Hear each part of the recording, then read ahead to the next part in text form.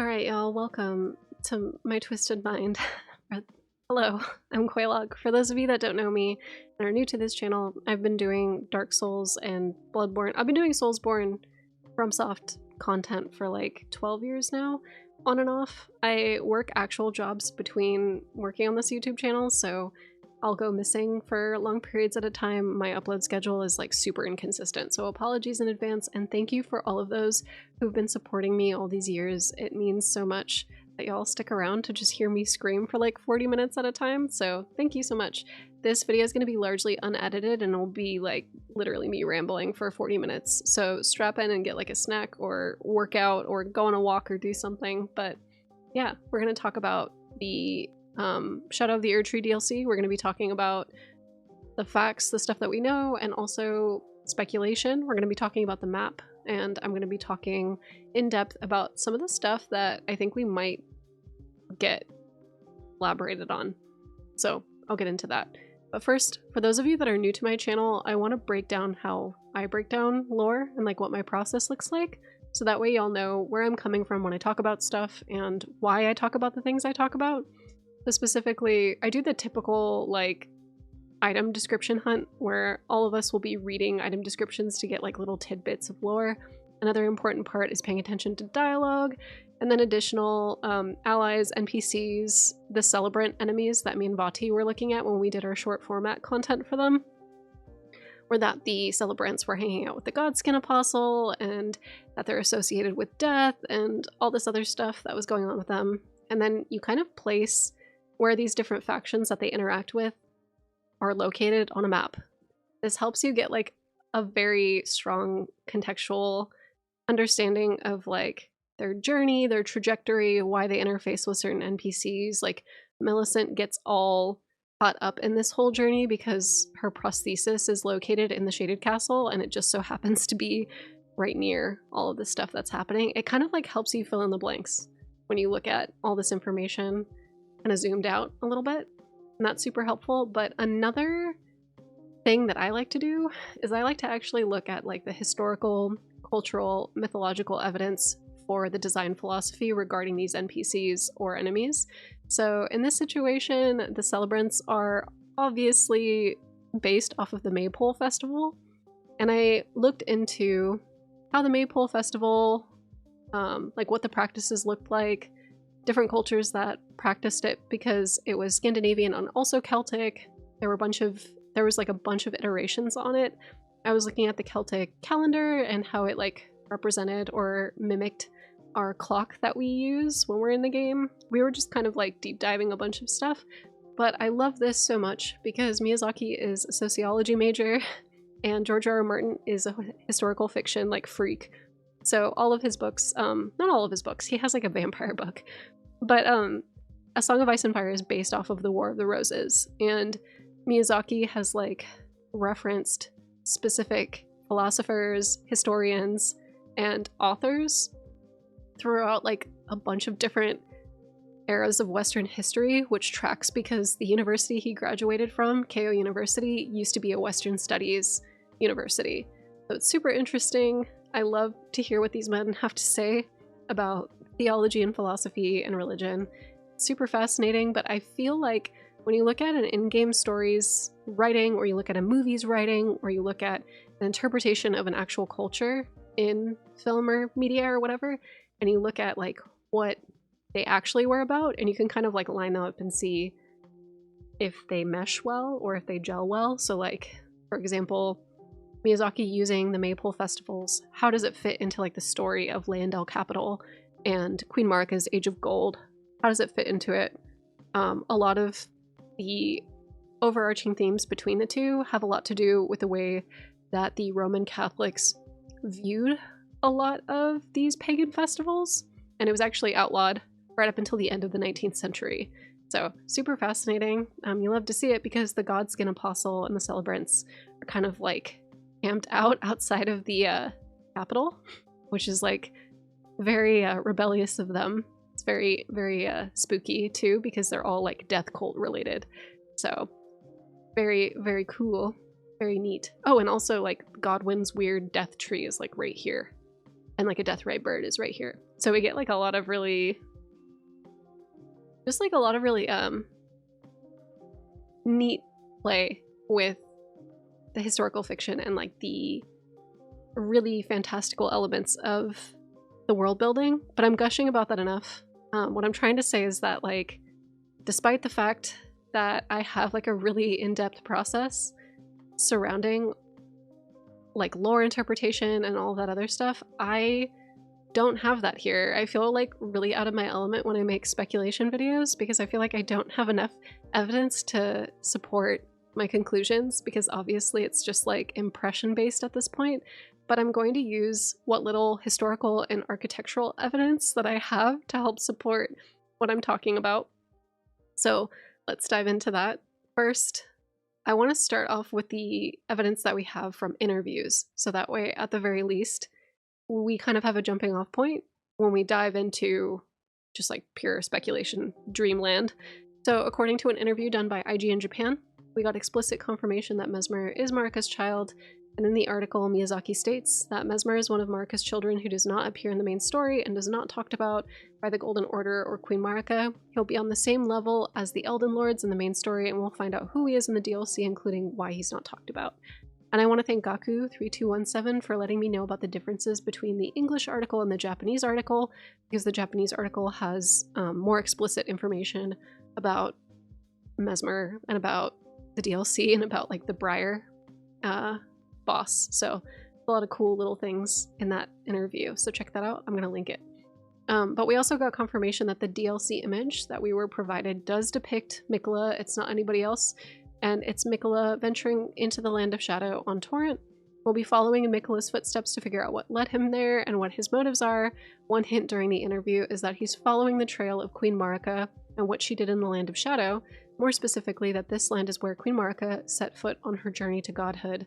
And Miquella also has their own agenda being there in the Land of Shadow, so I'm curious to see what these two got up to and what Marika's relationship with Mesmer is, because it doesn't look good right now, and I'll get into that. I also want to talk about the metaphysical themes of the map and talk about the map, but Miyazaki confirmed that in terms of the setting and themes, it technically occupies the same space as the Lands Between, the same universe, but due to something story-related that we won't reveal today, this has become physically disconnected, and you'll travel to the Shadow of the Erdtree land as a separate place. So I talked about this in my interpretation video, or like my breakdown video, but this is a Baldachin, and this could be referential to Mohg's boss room, or Mohg's bloody bedchambers, Marika's Baldachin, which I think it does resemble Marika's Baldachin quite a bit because it's like black and has golden embroidery. In the trailer, you can see it bunched up on a bunch of buildings, which is like super fascinating. If that is the Baldachin, it just seems weird that it's like that much fabric kind of draped over the building. It like fully covers buildings. It's kind of uncanny looking. But I love, because this kind of looks like black fabric, but I love this like look to it. So either we're in the deathbed dream or we're in some kind of like Baldachin that Marika made, which is super fascinating, but something that me and my followers have been deep diving is where we think the DLC takes place. We definitely think it takes place in the little sacred geometry corner of the Lands Between. So if you connect the Divine Towers, it creates this symbol. Hold on one sec. Let me get all the information. All right, so this is speculation zone. I want to make this very explicit. This is full crackpot explicit. Full crackpot speculation mode. So, obviously, folks who are fans of this theory have done like full-blown sacred geometry on this thing, trying to figure out why the hell there's a big-ass gap in the Lands Between, and also why the Divine Towers line up to make like, a Metatron seal or some shit. So, community's been obsessed with this for about 2 years. This has been a thing for a while. But something that I noticed when I was playing Elden Ring the other night is that when we move time, this thing, which represents the Lands Between, like it has little pictures of mountains and trees and a bunch of other stuff, this thing rotates, whereas this central piece doesn't rotate. It stays still. But the central piece has foliage and trees and like a bunch of other things that it's depicting. There's faces in it, there's like a bunch of stuff. This doesn't move. It stays stationary. And for a while I was like, oh, is this Like when I was playing it like the past couple days, I was like, is that supposed to be the shaded realm? Like why is that not moving? But somebody pointed out to me that this symbol, I guess, represents eternity. So there's that. Hold on, let me get the citation for this person. All right, there we go. So Strato on Twitter posted a picture of a tombstone with the same engraving at the center as the top part of the clock. This is linking a 13th century Ganzasar, apologies for the pronunciation, monastery. So it roughly is like eternity is one of the thoughts. I also was perceiving this as like a Celtic calendar, like I mentioned before when we were deep diving the celebrants, but I definitely think that this stone spiral is like one-to-one with this engraving. So shout out Strato for this find. This is kind of insane. It's like one-to-one down to like the little circle that's in the center. It almost looks like this is like a picture of it. It's kind of crazy. That being said, what my point that I'm trying to get at is I definitely think that the DLC is going to take place in the middle of all of this, which makes sense to me from the perspective of like where the tree is facing and all of the promotional material. So say this is like Cardinal North, the tree is right here, smack dab in the center. It makes sense given all of the space that we see in this promotional image that this would probably be like smack dab right here. Like the player character would be right here, viewing this vista. That makes sense. So when we were looking at this art and trying to figure out where everything was located, we were paying close attention to this orientation specifically and where the baldachin was draping down from the tree. So you can see it here, for example, this like hippo would be on the right side of the map. And, you know, this weird worm thing would also kind of be on the right side of the map. So I kind of oriented all the screenshots based on where like I roughly think things are, but Q in my community chat took it a step further and actually found some like pretty damning evidence for one of the zones that I'm the most excited about. And it's one that Cosmos on YouTube has talked about quite a bit. And Cosmos actually has a name for it, and it's called the Blackstone Ruins. And it's these ruins right here. I have a whole video on these guys. I'm obsessed. I love them. It's where the Harpy ladies like to sing from. They sing in Caelid, they sing in Limgrave, and they sing in the Weeping Peninsula. Wait, in Limgrave? No, they sing... Hold up. They sing in Caelid, then they sing in the Weeping Peninsula, and they sing in Liurnia on the Altus Plateau, rune-strewn precipice, going up to the plateau. But what's cool is this is the largest mass, or one of the largest masses of the Black Ruins. The one in Caelid is like the second largest mass that's on the right side. And something that you pointed out to me is that based on the baldachin orientation, and then also based on the Black Ruins over here, that this would be on the left side of the map, like if we're facing the Erd tree. So obviously we can see it here. Yay! So we can kind of like get a good idea that this little castle over here is going to be kind of like on the far left, and there is this like cliff face that seems to be showing us the end of like the DLC world right there. But something that Q also pointed out, and this was their first speculation on where this is located, although they've changed their mind since, but I'm like obsessed with this idea, is that this right here, you can kind of see it, picture, is a cliff face, and that this also is taking place on the left side of the map, but down, kind of like underneath this section right here. Underneath this stage, kind of like not quite in a cave, but like down below. And the reason why I think this is because when you look up in the sky, you can't really see any baldachin. It's like low enough to where it seems like it's in a dark area, but it doesn't seem to have a ceiling like the other stages, the other underground stages that we've seen. This one doesn't seem to have like the stalactites. So super curious to see if this is where that is, because this is obviously a red dancer, and she's got like a braided curved sword, which looks really similar to the Finger Slayer blade in that like there's that, or the Sacred Blade, in that there's that braided curve, or that the double helix curve, which is like really cool. But this is also really close. So I kind of circled like if this is the main DLC area, this would be roughly where like me and Q were thinking this blue zone was. It is so close to the Lake of Rot and Noxtella, you guys. Like, that's where the blue dancer sealed away the god of Rot. And there's some inverse colors happening here with this, where this is a red dancer and like a blue field. Super fascinating. But also Q backtracked this. And Q now thinks that maybe it's over here. Hold on, wait, let me find it. It's over here because this guy over here, this building, looks like the Temple of Mana Celeste in Liurnia. So either we're not oriented correctly, or there's another Mana Celeste type temple on the east side of the map. Not sure. We'll see. But they're thinking that maybe it's like down here in this direction, potentially. So we'll see where it ends up. But I find it super fascinating that we're going to be getting some like potential Nox Newman lore. I also want to give a shout out to Lance McDonald, who like when I was live streaming was like, do you see those ships? Do you see these ships? There's a lot of people that have been hoping for lore regarding the Nox Newman ships that brought them over to the Lands Between, or I guess in this case the Shadow Realm for the first time.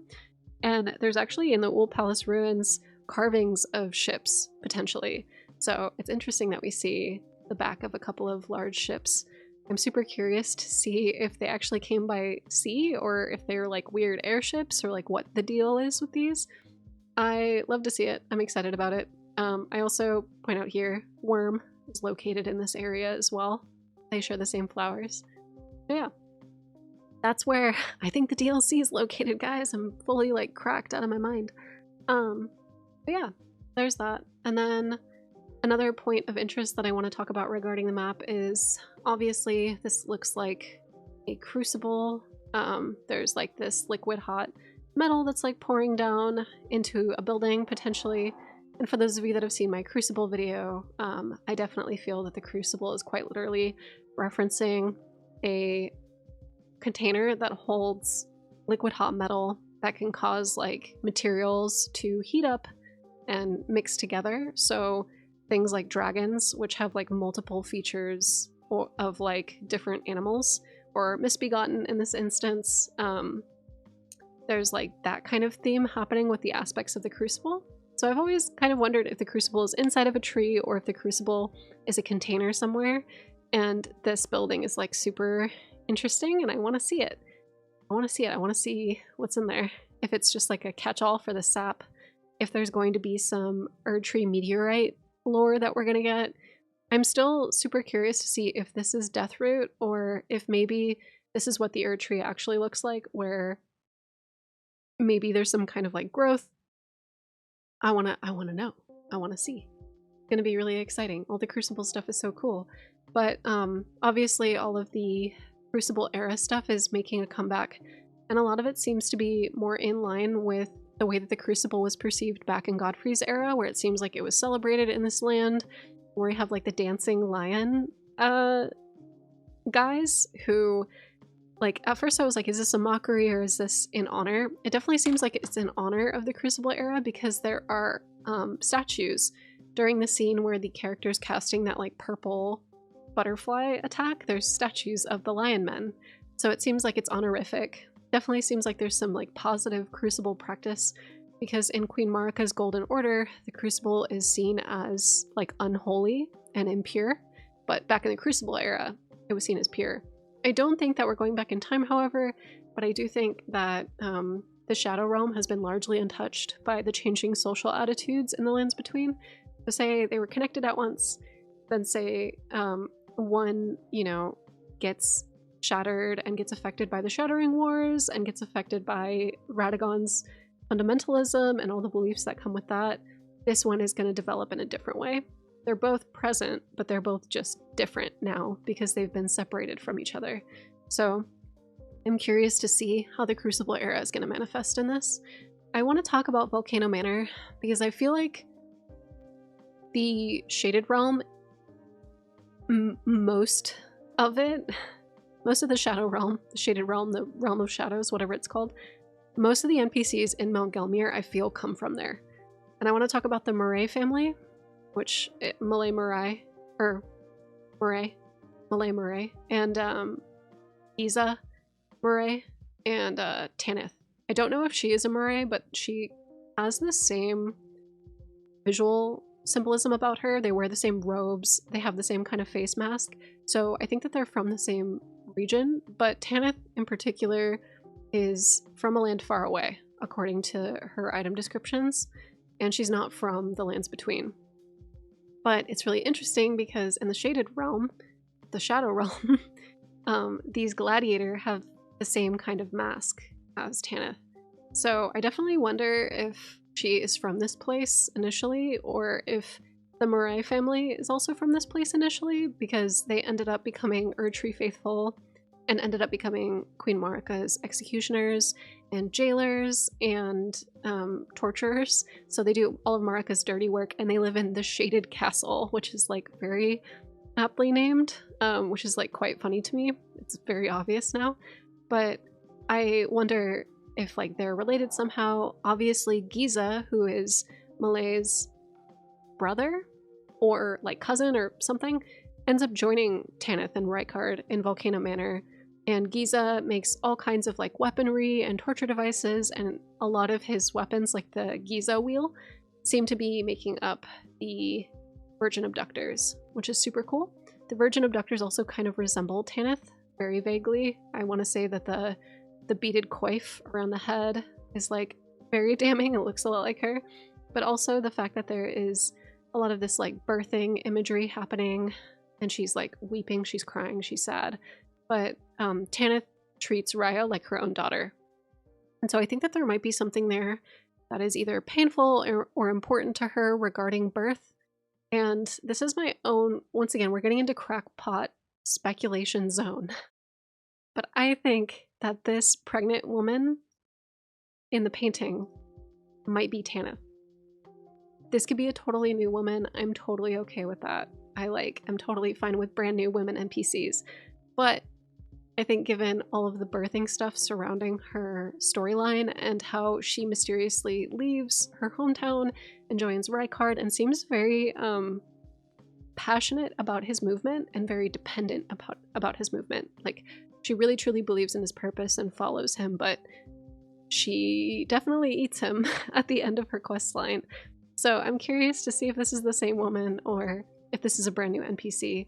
But I would love more Tanith lore because she's so fascinating to me. But we get so much Volcano Manor with the design philosophy. Another thing too that I wanted to point out is that when I was like investigating a lot of the gladiatorial, is that even a word? Gladiator shit, that snakes are commonly used in the gladiator imagery because the snake is viewed as a traitor to the Erdtrees, the Erdtree, and the audience delighted in seeing these bronze effigies beaten and battered.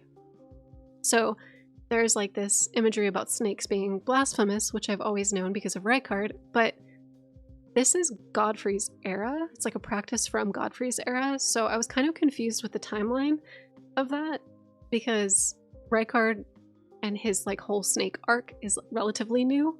So I was like, how is this a thing?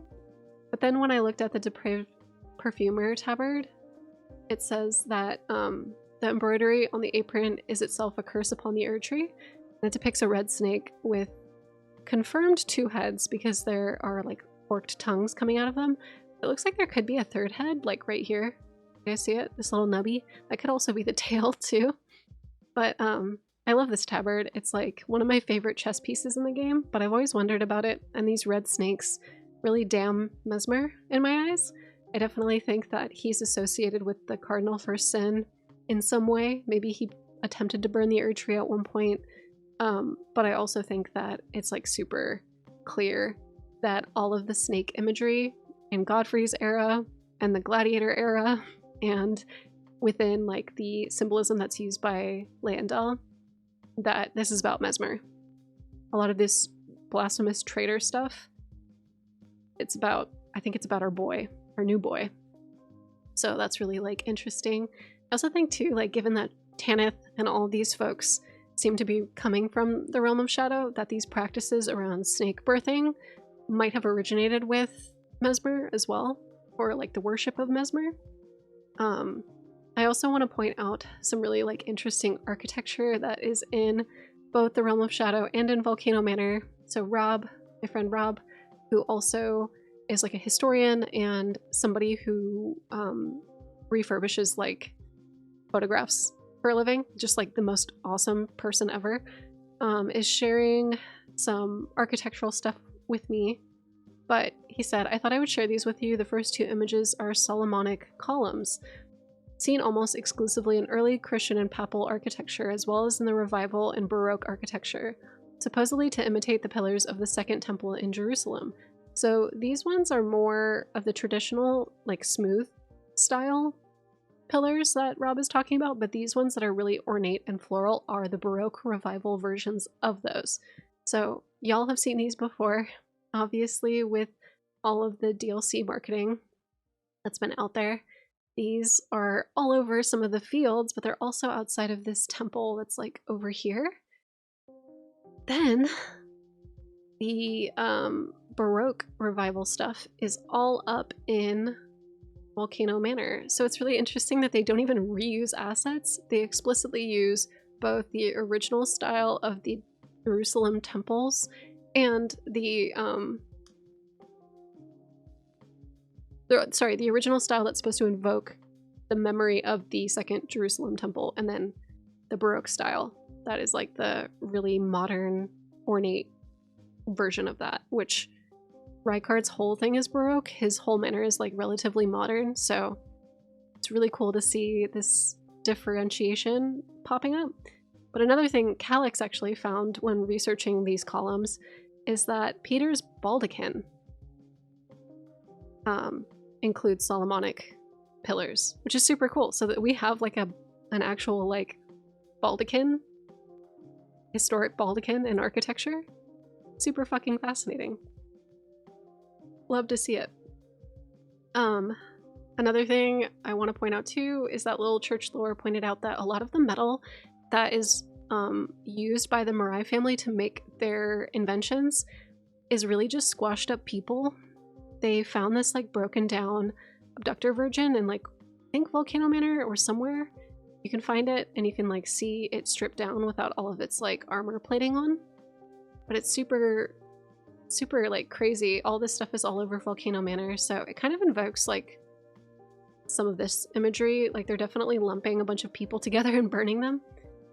The Briar, or like the Wicker Man, is like super fascinating to me. He has like fire giant effigies on his side, and then he has like a giant sun, which is really symbolic of our omen friend, Dung Eater, who has like the big sun hanging on his chest, and it's supposed to symbolize like punishment and the guidance of grace. So this whole like Wicker Man is super interesting. Another interesting thing too, historically, is that the only historical evidence of the Wicker Man being burned or being used in sacrifice was from the account of a Roman like official. So the testimony to that is like not particularly what's the word? It's not particularly like reliable, because the Romans were like trying to damn and demonize any pagan practice or religion. So it wouldn't be surprising if that was like not quite the truth. It's kind of interesting. I think also too with Mesmer's aesthetic looking very Roman, I think that that's like a very cool pairing. I think it's like a very interesting pairing. So I kind of wonder if maybe he's involved in this at all. I'm curious. I want to see. Another thing I want to talk about a little bit is obviously we kind of talked about this in the breakdown. The Carians are potentially doing like research in the research hall. I wonder if this person ended up there. I want to see if we're going to get any primordial glintstone lore, if we're going to get into Cuckoo, because this person, and if this hourglass represents them, is found both in the research hall and in the Church of the Cuckoo. So I kind of wonder if we're going to get some story about the Cuckoo and about the relationship with the Academy and how they were researching the primordial current. I want to hear more about it because the primordial current is like an unexplored avenue lore-wise. So super excited about that. I don't know if I already talked about St. Trina. I think I already knocked it out because it was so fast. Did I? I don't remember. St. Trina lilies. Sleeping enemy. Enemy skeleton with black goop in it. Enemy skeleton with black goop in it. That this is Deathroot. Could be Deathroot. Right? Maybe? Michaela's lilies. Ooh. Yes. So that's all we got on St. Trina and potentially Godwin. But hope we get more. And then Melina. I need to know how the fuck Melina got Torrent. I need to know this. I just need to know. It's like, it's killing me. It's actually killing me. I need to know who made the golems. I need to know that we have like the black ruins that we can kind of like, there's tons of golems around like the ruins. I just need to know. There's so many little things in the game that we didn't get answered that like I want more of so bad. I want more Alabaster Lords. I want more Grand Cloister lore. I want, like, what is the Grand Cloister? I want more Old Palace. If we get Old Palace stuff in this DLC, I'm gonna lose my mind. I'm gonna actually lose my mind. It'll be the best thing ever. But yeah, that's my breakdown. Thank you for listening to me ramble. I probably have forgotten a lot. I've like refilmed this a zillion times today because I kept having tech issues and like audio issues and shit, so apologies if this is like really lackluster. I know that I said I was going to do like a super big deep dive. I do want to do like a video on like all of Mesmer's historical and literary references, but I want to wait until the game comes out because I feel like there's a lot of really great ones. Hold on, let me see if I can. The ones that. No, I don't think I'll be able to find it this quickly. It was like pretty far back. Our community has found a lot of Michael Moorcock references with Mesmer. A lot of like Spear of Longinus. I don't know if I'm pronouncing that right. Longinus. A lot of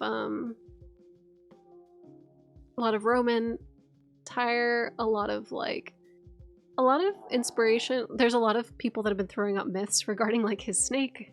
So we can make like a whole series about that, but I want to wait until we get his like actual in-game lore items before I do that, before I put in the effort to do that. Yeah, Draconic Eyes. Dragon Incantations. Closed Eyeball. Wow. Amazing. Fantastic. Okay, I need to end this video. I'm going insane. Alright, goodbye.